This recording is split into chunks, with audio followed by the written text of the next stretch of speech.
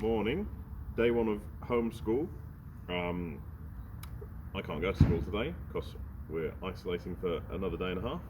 So what I thought would be useful is to make some practical style videos that you can follow, 5 minutes-ish, at a number of levels, or whether it's younger children or all the rest of it, just something you can make, play around with at home, and then maybe add some theory on for the older students. So ironically, for doing some kitchen stuff, we're going to come outside today because it's chaos in there and noisy, and it's sunny, so we might as well do it outside. So first thing we thought about in the kitchen was heat, and heat's a topic that gets covered a lot in all the science curriculums, and when we first think of heat, thinking of thermometers. So first thing we thought we'd have a play with is try and make a thermometer. So you can do it a number of ways. You basically need a tube. So your tube could be a pen, or it could be the inside of a pen, which is actually quite a lot better, and we'll talk about that why in a second. Or if you happen to have an old plastic straw, one of those nice thin ones, that would be great too.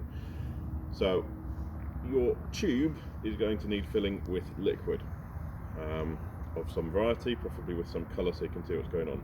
Again, the thinner it is, the better. So the inside of a pen, the bit that hasn't got the ink in, is perfect. So I'll show that as the demo of how to do it. So like I say, you can do it with the big one.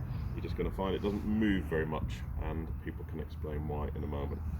So the basis of all this, so anyone who's done any science before, Key Stage 3, Key Stage 2, it's all about thermal expansion. So if you're one of the younger students, see if you can go back and think about what particles look like in your different substances. All substances can expand when they get hot, but liquids and gases have that ability to move, so they're going to be able to expand slightly better than solids. So that's something younger students can go back and have a look at. Now, to make the item, you're going to need food colouring, preferably some alcohol. Now, you can use water, but if mum and dad are about and they're willing to give up a bit of their alcohol, which this week might be in high demand, then you just need a teeny tiny little bit, so just like a thimbleful at absolute maximum. You're going to use a tiny amount of that, and I've got some red food colouring in there. There are no production values here, this is just winging it.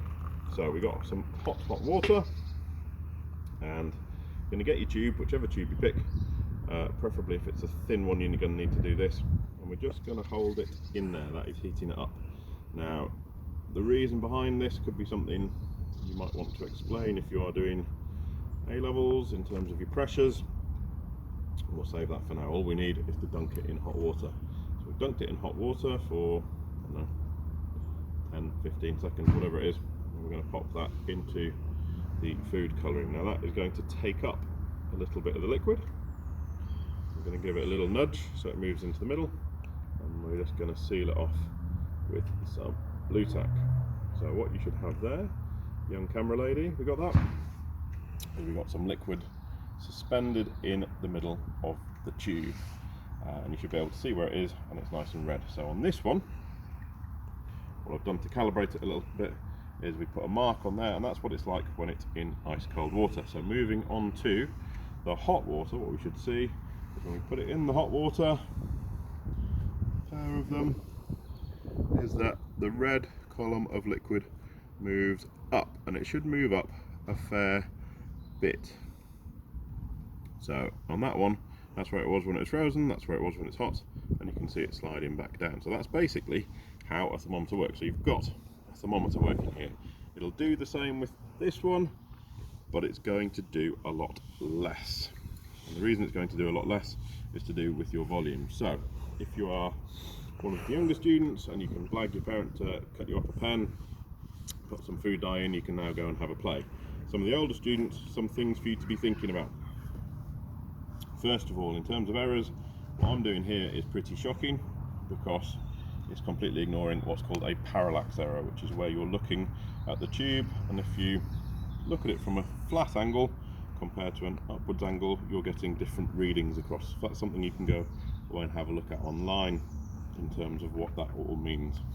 The reason this one is just not going to work nearly as well is to do with the volume change. So if you are, again, GCSE, A-level, or maybe Key Stage 3, have a look at this. that's the formula for our volume, pi r squared times by the length. And if you think about putting 5mm into there versus 1, it's a squared function, so it's going to be a disproportionate effect. You could do some maths, prove how much more length change there's going to be depending on your radius. And then finally, if you are doing some of the high level stuff, so year 12s into 13, going over your thermodynamics, one of the first sections of that is scales.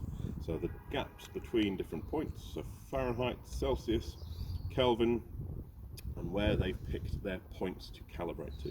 So you also come across this term of centigrade. Centigrade isn't really a scale, it's any scale that's broken up into 100 bits, so a cent or a centimetre or something like that.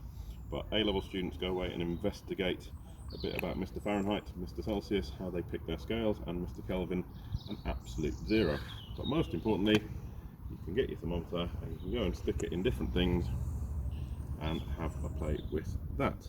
And we will come up with some other heat stuff that you can do in your kitchen in the near future. Enjoy!